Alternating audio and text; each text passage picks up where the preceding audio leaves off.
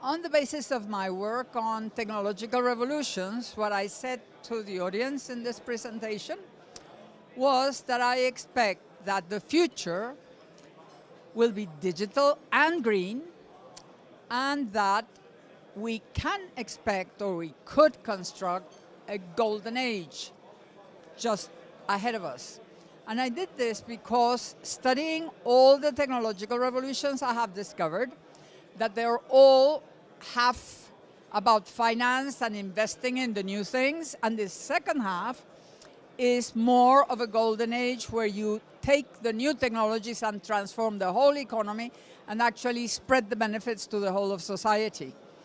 Now, the previous one, which was mass production, was originally, in the 1930s, it didn't look like you could have such a golden age after the war. But after the war, the state came back and organized the future in terms of suburbanization, the Cold War, and post-war reconstruction in Europe.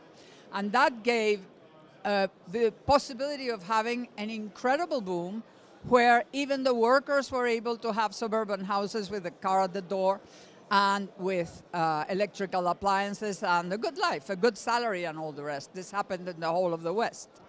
Now, I believe, and history allows me to say that we could now take the environmental problem not as a problem but as a solution and direct all investment towards green, and therefore towards reducing the amount of materials and energy in lifestyles, so we could have a luxury life that's all about experience, about imagination, about communication, about exercise, health, caring, many other things.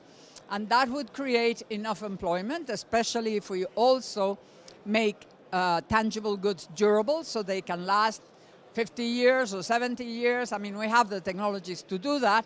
Then we would have both maintenance and rental, and everybody, including the Chinese and the Indians, could have a good life. Because it would be impossible to have the American way of life across the board. Not if all the Chinese and all the Indians wanted the American way of life. We'd need 7 planets when we only have 1. So we have an opportunity which very few people are taking, and there is a bad understanding of the role of the state, because people understand that if the state acts, it's to regulate, it's to control, it's to plan. No, the role of the state is to change the context so that free markets can be profitable. And that means that markets can't change the context. Markets react to the context. So what you have to do is change the tax system, change the whole regulatory system, but not to control, but actually to open opportunities in the direction of green, and with a very active role of the state, but with a consensus about what has to be done. And I believe that with that, if we could do it globally, we could have a global golden age that's equivalent to what was the golden age in the advanced countries after the Second World War.